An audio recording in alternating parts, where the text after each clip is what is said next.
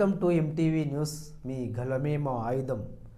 తెలంగాణలో సర్పంచులను చంపింది బీఆర్ఎస్ ప్రభుత్వమేనని, కమిషన్ల కక్కుర్తితో వేల కోట్ల రూపాయల ఇరిగేషన్ బిల్లులను చెల్లించిన బీఆర్ఎస్ ప్రభుత్వం సర్పంచుల బిల్లులను చెల్లించకపోవడంతో అనేక మంది సర్పంచులు గుండెపోటుతో మరణించారని, కొందరు ఆత్మహత్యలు కూడా చేసుకున్నారనే విషయాన్ని బీఆర్ఎస్ వర్కింగ్ ప్రెసిడెంట్ కేటీఆర్ గుర్తుంచుకోవాలని జడ్చర్ల ఎమ్మెల్యే జనంపల్లి అనిరుద్ రెడ్డి అన్నారు.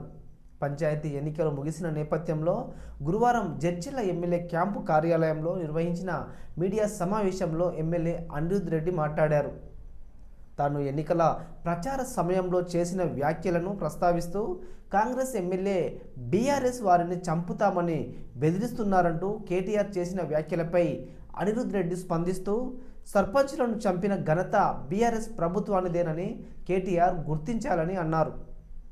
సర్పంచులు గ్రామాల్లో చేసిన అభివృద్ధి పనులకు సంబంధించిన బిల్లులను ఏళ్ల తరబడి చెల్లించకుండా పెండింగ్లో పెట్టడం ద్వారా ఎంతోమంది సర్పంచుల చావుకు బీఆర్ఎస్ ప్రభుత్వమే కారణమైందని ఆయన విమర్శించారు.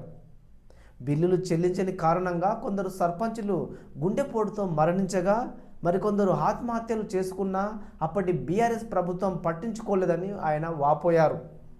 కొంతమంది బీఆర్ఎస్ సర్పంచ్ అభ్యర్థులు స్కూళ్లకు వెళ్లే తమ పిల్లలతో ఓటర్ల కాళ్ళు మొక్కించి ఓట్లు అడుక్కున్నారని అనిరుద్ రెడ్డి అన్నారు.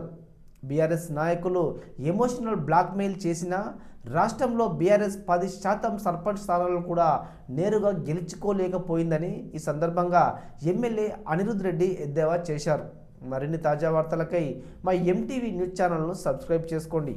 మీ మహేష్, ఎంటీవీ న్యూస్, మీ గలమే మా ఆయుధం. కాంగ్రెస్ పార్టీ తరఫున నిలబడ్డ సర్పంచులు మీరు చూస్తే లాస్ట్ 3 times సర్పంచ్ ఎలక్షన్ చూస్తే ఫస్ట్ టైం 100 పైగా, అంటే మా లెక్క ఈ రోజుకి 108 సర్పంచెస్ కాంగ్రెస్ తరఫున గెలిచినారు. ఇది కాకుండా ఇంకా 35 మంది ఇండిపెండెంట్ సర్పంచెస్ వాళ్ళు నాతో మాట్లాడినారు. వాళ్ళు ఇండిపెండెంట్గా నిలబడ్డాం అని చెప్పి కూడా వాళ్ళు నాకు చెప్పడం జరిగింది. అంటే టోటల్ జడ్చర్ల నియోజకవర్గం 188 సర్పంచ్ అభ్యర్థి పోటీకి, దాంట్లో కొన్ని ఏకగ్రీవం కూడా అయినాయి. అయితే 108 దానికనేమో మన కాంగ్రెస్ అభ్యర్థులు గెలుచున్నదానికి 108, 109, 102, ఇంకా ఒక 30 మంది ఇండిపెండెంట్ గెలుచున్నారు కూడా నాతో టచ్ ఉన్నారు. మాట్లాడినాను ఇంతంతా. సో నేనేమన్నా ప్రమాణ స్వీకారం అయిపోయిన తర్వాత మాట్లాడదామని చెప్పిన. నేను ప్రమాణ స్వీకారం అయిపోయిన తర్వాత ఒక రోజు జడ్చర్లలో నెక్స్ట్ డే ఇక్కడ అందరినీ సర్పంచ్లను పిలిచి సన్మాన కార్యక్రమం ఉంటుందని చెప్పి కూడా మీకు తెలియజేస్తున్నాను. నిన్న కేటీఆర్ గారు మాట్లాడినారు, ఒక జడ్చర్ల ఎమ్మెల్యే చంపేస్తా అన్నాడు. కేటీఆర్ గారు మీ 10 ఏళ్ళ హయాంలోనే మీరే చంపేస్తున్నారు సర్పంచ్లను అందరినీ. ఒక్కరికన్నా బిల్లు ఇచ్చినారా మీరు? ఇరిగేషన్ కాంట్రాక్టర్లకు బిల్స్ ఇచ్చినారు కానీ సర్పంచ్లకు ఎవరికైనా బిల్స్ ఇచ్చారా? మా ప్రభుత్వం వచ్చిన తర్వాత, కాంగ్రెస్ ప్రభుత్వం వచ్చిన తర్వాత జడ్చర్ల నియోజకవర్గం మ్యాక్సిమం సర్పంచ్కి ఎవరైతే పెండింగ్ బిల్స్ ఉంటే కూడా నేను బిల్స్ ఇప్పించిన. మీరు బిల్స్ ఇవ్వకుండా చచ్చిపోయే చాలా మంది ఉన్నారు. చాలా మంది సూసైడ్ కూడా చేసుకున్నారు. సర్పంచ్ పనిచేసిన వాళ్ళు మాకు బిల్స్ రాలేదని చెప్పేసి మీరు చంపేసి మీరేమన్నారు? నేను ఏమన్నాను? మీ brand ambassador Padi Kaushik Reddy MLA elections ముందు నేను చచ్చిపోతా అని చెప్పి వీడియో వైరల్ చేస్తారు. ఇప్పుడు అందరు మీ బీఆర్ఎస్ సర్పంచులు ఆయనను ఒక బ్రాండ్ అంబాసిడర్గా పెట్టుకొని ఎవరైతే సర్పంచ్ పోటీగా చేస్తున్నారో అందరి ఇంటింటికి పోయి మేము చచ్చిపోతామని.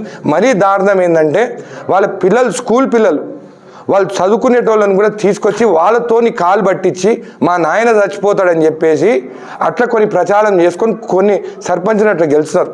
ఇది పద్ధతేనా అని నేను అడిగినాను. ఒకవేళ మీరు నేను చచ్చిపోతా అని చెప్పి ఓట్లు వేయించుకొని గెలిచి వస్తే నేను అన్నాను అట్లా మీరు ఇట్లాంటి చిల్లరగా రాజకీయాలు చేస్తే నేను కూడా మిమ్మల్ని బిల్స్ రాకుండా చంపేస్తాను అన్నాను. అట్లా అని చెప్పేసి అందరిని చంపేస్తాను అనలే, నేను కత్తితో పొడిచి చంపేస్తాను నేను అనలేదు. మీరు ఇట్లాంటి పిచ్చి మాట్లాడి కావాలని చెప్పి భయానికి, ఎందుకంటే మీ దాంట్లో బీఆర్ఎస్ సగం సర్పంచులు ఎవరైతే గెలుస్తున్నానన్నారో వాళ్ళు బీఆర్ఎస్ నుంచి నిలబడినారు కాదు, ఇండిపెండెంట్గా నిలబడి గెలిస్తే మీ వాళ్ళు సోషల్ మీడియాలో వాళ్ళు బీఆర్ఎస్ అని చెప్పి పెట్టుకున్నారు తప్ప అసలు బీఆర్ఎస్ 10% సర్పంచ్ కూడా ఎక్కడ గెలవలేదు.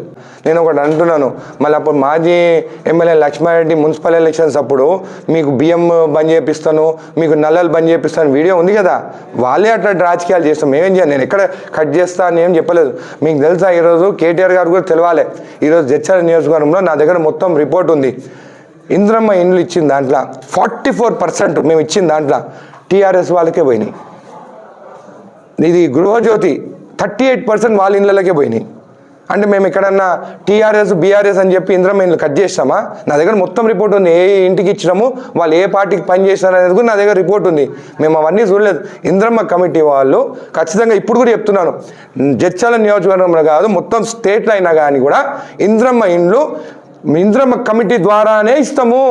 దానికి సర్పంచ్కి సంబంధం లేదు. అది అఫీషియల్ నోటీస్ ఇచ్చినాము, అది గవర్నమెంట్ తరఫున. వాళ్ళ తరఫుననే మేము ఖచ్చితంగా వాళ్ళ తరఫుననే ఇస్తాము. దాంట్లో సర్పంచ్కి ఏ రోల్ ఉండదు.